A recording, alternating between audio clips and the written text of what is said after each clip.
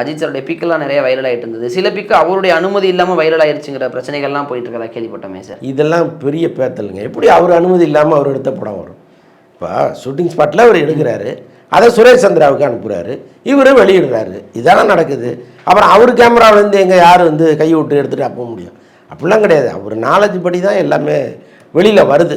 அவர் வேணா எனக்கு விளம்பரம் தேவைப்படாது அப்படின்லாம் சொல்லிக்கலாமே தவிர அப்புறம் எப்படி வருது? அவர் எடுத்த படம் எப்படி வருது? இல்லை சார், நீங்கள் அப்படி சொல்ல மாதிரி அவர் கூட ஃபோட்டோ எடுத்துருக்கலாம், வெளியே விடாதீங்கன்னு சொல்லும்போது டிபியில் வச்சு லீக் ஆன ஒரு ஸ்டோரி சொல்லி அது வந்து இதில் ஷூட்டிங்கில் ஒர்க் பண்ண ஒருத்தர் எடுத்தது. ஒரு ப்ரொடக்ஷன் மேனேஜர் வந்து அஜித் கூட எடுத்த படத்தை டிபியில் வச்சுருந்தாரு, அது போயிருச்சு. நான் அதை சொல்ல வரல. இவர் அர்ஜுன்லாம் எடுத்தார் பாருங்களேன். அர்ஜுன் ஒரு ஸ்டில்லை போட்டு யார் எடுத்தது பாருங்கன்னார்ல, நான் அந்த இதை சொல்கிறேன். அதெல்லாம் வந்து அவர் அனுப்புனது தானே. ஆனால் அந்த பிக் எடுத்த கூட அந்த நபரை வேலையை விட்டே அனுப்பிட்டாங்க அந்த படத்தை. ஆமாம் ஆமாம் ஆமாம், அதெல்லாம் ரொம்ப தப்புங்க.